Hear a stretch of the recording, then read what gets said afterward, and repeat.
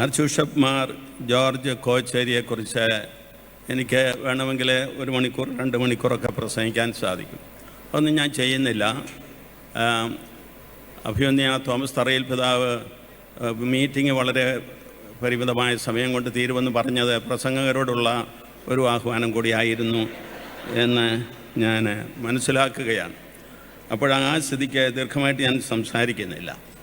കോച്ചേരി പിതാവിനോടൊപ്പം ഞാൻ സെൻറ്റ് ബർഗ്മൻസ് കോളേജിലും സെൻറ്റ് ബർഗ്മൻസ് ഹൈസ്കൂളിലും അതിനു മുമ്പ് പിന്നീട് മൈനർ സെമിനാരിയിലും പഠിച്ചിട്ടുണ്ട്.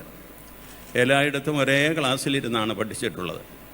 ഞങ്ങൾ ഒന്നിച്ച് SSLC പാസ്സായി, ഒന്നിച്ച് BA പാസ്സായി, ഒന്നിച്ച് മൈനർ സെമിനാരിയിൽ പഠിച്ച മേജർ സെമിനാരികളിലേക്ക് പോയി. അപ്പോൾ അദ്ദേഹത്തെ അടിമുടി എനിക്കറിയാമെന്നുള്ളതിനെക്കുറിച്ച് യാതൊരു സംശയവുമില്ല. അഭിവന്യ പിതാവിന് ശരീരത്തിലും മനസ്സിലും ആത്മാവിലും ദൈവം വളരെയേറെ ദാനങ്ങൾ കൊടുത്തിട്ടുണ്ട്. എല്ലാ ദാനങ്ങളും 100% വികസിപ്പിച്ചെടുക്കുവാൻ അദ്ദേഹത്തിന് സാധിച്ചു എന്നുള്ളതാണ് പിതാവിൻ്റെ വലിയ ഒരു നേട്ടം. ആ പിതാവിൻ്റെ കുടുംബത്തെക്കുറിച്ച് അറിയാവുന്നവർക്കറിയാം, കുറേയേറെ കാര്യങ്ങൾ കുടുംബത്തിൽ നിന്ന് തന്നെ കിട്ടി. ഇന്ന് ആ വീഡിയോയിൽ നമ്മൾ കണ്ടല്ലോ, 3 മാലയിട്ടുകൊണ്ടിരിക്കുന്ന ഒരു കൊച്ചു പയ്യനായിരുന്നു ഈ കോച്ചേരി പിതാവ്. നമ്മൾ 1 മാല പോലും ഇട്ടിട്ടുണ്ടോ എന്ന് നമുക്കറിയില്ല.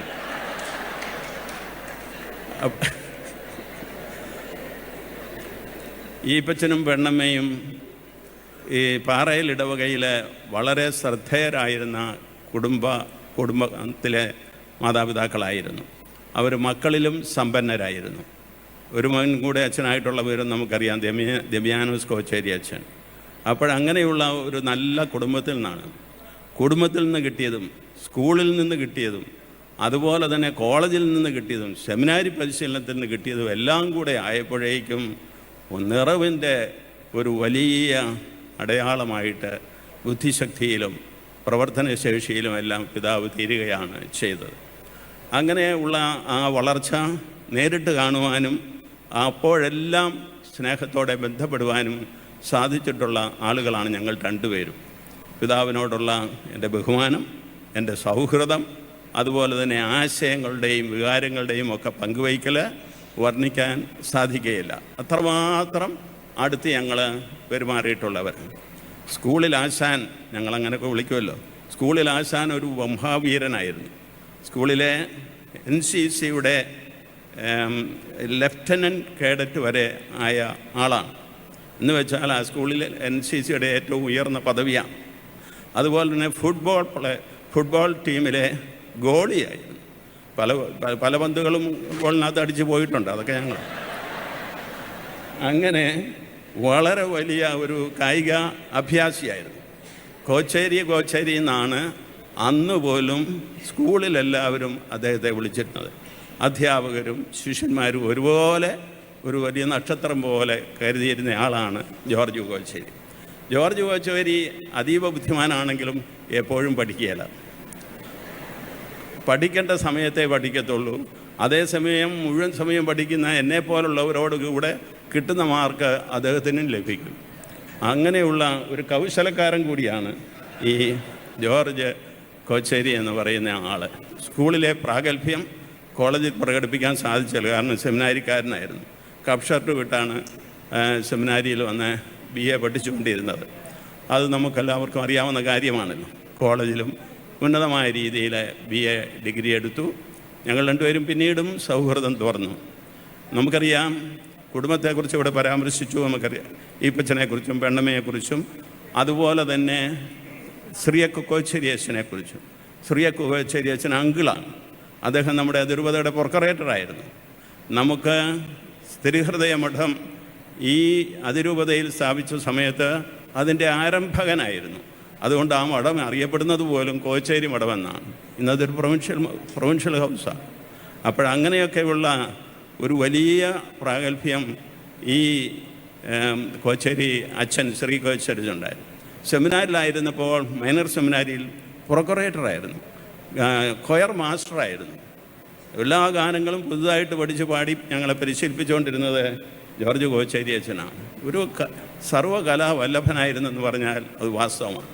അങ്ങനെയുള്ള ആ കോച്ചേരി അച്ഛൻ പിന്നീട് കോട്ടയം മേജർ സെമിനാരി പോയി അവിടെ നിന്ന് തിരഞ്ഞെടുക്കപ്പെട്ട് ഈ ഡിപ്ലോമാറ്റിക് കോറിലേക്ക് പോവുകയാണ് ചെയ്യുന്നത്. ഡിപ്ലോമാറ്റിക് കോറിലുള്ള എല്ലാ നൺഷ്യേച്ചറുകളിലും അന്നത്തെ മുൻസിഞ്ഞോറ് ഒരു ശ്രദ്ധാവിഷയമായിരുന്നു. പിന്നീട് നൺഷ്യൂ ആയി കഴിഞ്ഞപ്പോൾ പറയാനുമില്ല. നൺഷ്യൂ ആയിട്ട് ഘാന, ടോഗോ രാജ്യങ്ങളിൽ പ്രവർത്തിക്കുന്ന കാലത്താണ് അവിടുത്തെ ആദ്യത്തെ കർദിനാൾ നിയമിക്കപ്പെട്ടത്. അതിൻ്റെ പിന്നിൽ ഇദ്ദേഹത്തിൻ്റെ കരമുണ്ടെന്നുള്ള കാര്യം എനിക്കറിയാം. അപ്പോൾ അതുപോലെ തന്നെ പിന്നീട് സിംബാബ്വേയെക്കുറിച്ച് അഭിമന്യ തറയിൽ പിതാവ് പറഞ്ഞു. സിംബാബ്വേയിൽ റോബർട്ട് മുഗാബെയുടെ കൂടെ നയതന്ത്ര പ്രവർത്തനങ്ങൾ നടത്തിയിരുന്നു. അതുപോലെ തന്നെയാണ് ബാംഗ്ലാദേശിലെ പ്രവർത്തനത്തെക്കുറിച്ച് ഫ്രാൻസിസ് മാർപ്പാപ്പ തന്നെ എന്നോട് പേഴ്സണലായിട്ട് പറഞ്ഞു. കാരണം ഞാനും ആ സ്വീകരണത്തിന് പോയിരുന്നു. സ്വീകരണം കഴിഞ്ഞുള്ള സമ്മേളനത്തിൽ വെച്ച് കോച്ചേരി പിതാവ് എന്നെക്കുറിച്ച് പാപ്പായോട് പറഞ്ഞിരുന്നു. അത് കഴിഞ്ഞ് എന്നെ റോമിൽ വെച്ച് പാപ്പ കണ്ട സന്ദർഭത്തിൽ പറഞ്ഞു, Kochery your classmate, Bravo Bravo Bravo. നമ്മുടെ പരിശുദ്ധ പിതാവ് ഫ്രാൻസിസ് പാപ്പ ഇപ്പോഴും ഈ വാക്കുകൾ കൊണ്ടാണ് ആശയങ്ങൾ മുഴുവൻ പറയുന്നത്, വാചകങ്ങൾ മുഴുവൻ പറയാറില്ല. അങ്ങനെ പിതാവിനെ വളരെയേറെ പ്രശംസിച്ചുകൊണ്ട് എന്നോട് സംസാരിച്ചു. പിന്നോട് കഴിയുമ്പോഴെല്ലാം പറയും കോച്ചേരി ഇസ് ഡൂയിങ് വെൽ എന്നെല്ലാം പറയുമായിരുന്നു. അപ്പോഴങ്ങനെ പിതാക്കന്മാരോടുള്ള വിധേയത്വത്തിൽ വളരെയേറെ ശ്രദ്ധിക്കപ്പെടുന്ന ഒരു വ്യക്തിയായിരുന്നു കോച്ചേരി പിതാവ്. ആ കോച്ചേരി പിതാവ് വാസ്തവത്തിൽ ഇവിടെ സൂചിപ്പിക്കപ്പെട്ടതുപോലെ ഈ അതിരൂപതയ്ക്കൊരു അഭിമാനമാണ്.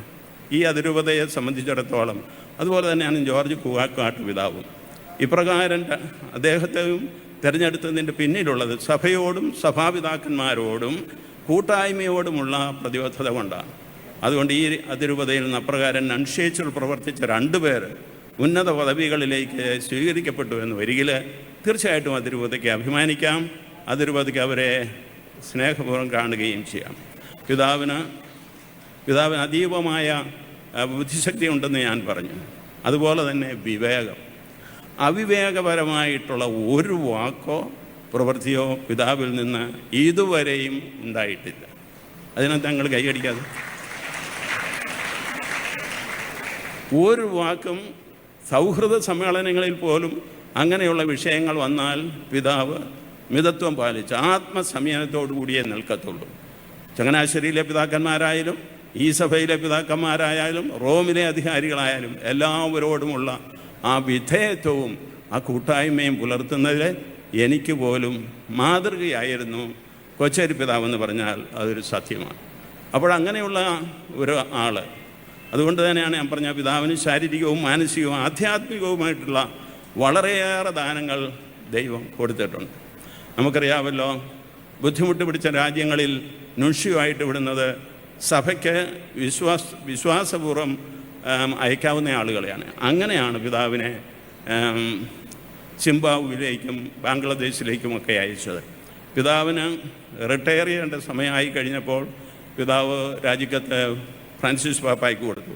അപ്പോഴുണ്ട് ബംഗ്ലാദേശിലെ ഷെയ്ഖ് ഹസീന പ്രധാനമന്ത്രി മറ്റൊരു സ്പെഷ്യൽ കത്ത് റോമിലേക്ക് പാപ്പായ്ക്ക് കൊടുക്കുന്നു, ജോർജ് കോച്ചേരിയെ ഞങ്ങൾക്ക് 1-2 വർഷം കൂടെ തരണമെന്നും പറഞ്ഞു.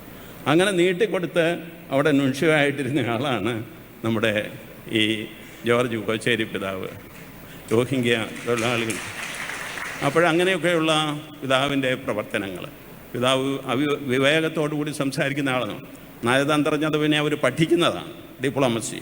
അതുകൊണ്ട് അതിലും വളരെയേറെ പ്രശസ്തനായിട്ടുള്ള വ്യക്തിയാണ് ജോർജ് കോച്ചേരി പിതാവ്. മറ്റൊരു കാര്യം പിതാവിൻ്റെ ഹൃദയ വിശാലതയാണ്.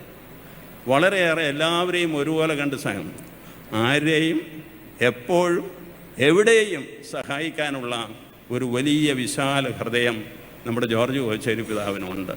അത് അദ്ദേഹം പാലിക്കുന്നുമുണ്ട്. അത് ഞാൻ നേരിട്ട് മനസ്സിലാക്കിയിട്ടുള്ളതുമാണ്.